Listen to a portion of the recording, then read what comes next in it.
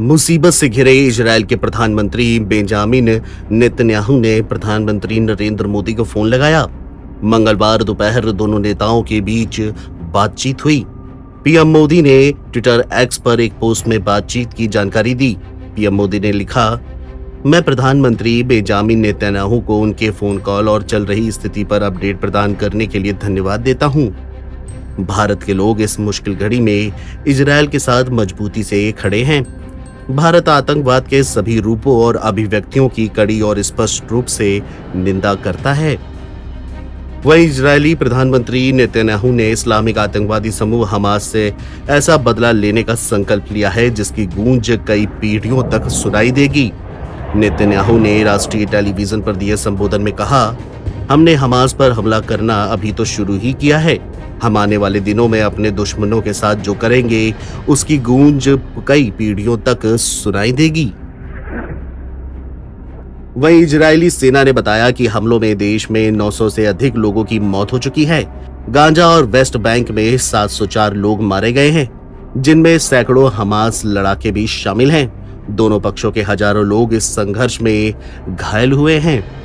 Hamas के हमले में इतनी बड़ी संख्या में लोगों की मौत मिस्र और सीरिया के साथ 1973 के युद्ध के बाद से पहली बार देखी गई है। इजरायल की सड़कों पर कई दशकों में पहली बार ऐसा खून खराबा देखा गया और इसके जवाब में गाजा के कई इलाके पूरी तरह से नेस्तनाबूद कर दिए गए। वही हमास ने यह कहकर तनाव को और बढ़ा दिया है कि अगर बिना पूर्व चेतावनी के नागरिकों को निशाना बनाकर हमले किए जाते हैं तो वह बंधक बनाए गए इजरायलियों को मौत के घाट उतार देगा। इजरायली सेना ने देश के दक्षिणी हिस्से में ज्यादातर जगहों पर फिर से नियंत्रण कर लेने का दावा करते हुए कहा कि हमास के तकरीबन 1500 आतंकवादियों के शव इजरायली क्षेत्र में पाए गए हैं। इजरायल ने कहा कि हमास और गाजा में अन्य आतंकवादी समूहों ने हमले के बाद उसके 150 से अधिक सैनिकों और नागरिकों को बंधक बना लिया है। इजरायली आतंकी संगठन हमास की हिमाकत का लगातार जवाब दे रहा है। हमास द्वारा इजरायल में किए गए हमले के बाद से इजरायली एयरफोर्स गाजा पट्टी में पिछले 72 घंटे से बम बरसा रही है। इजरायली बमबारी ने गाजा पट्टी में भारी तबाही मचाई है। बता दें कि इमारतें मलबों के ढेर में तब्दील हो चली हैं। इजरायल ने गाजा में 1707 टारगेट्स को तबाह कर दिया है।